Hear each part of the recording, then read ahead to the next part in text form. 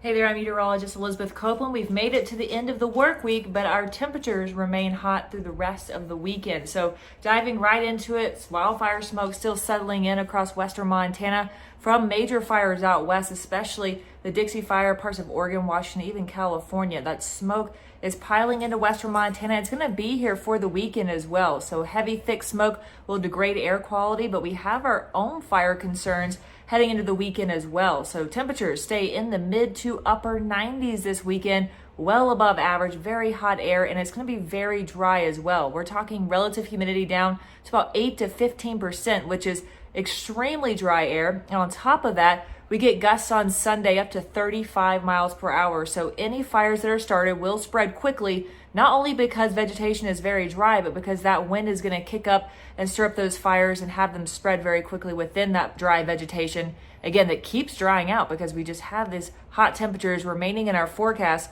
over the next couple of days and even into next week. So relentless heat is in our forecast this weekend. Again, upper 90s in the forecast. Kind of the same deal next week. We're going to drop to the mid to low 90s, but we don't have too much precipitation in our 7-day forecast.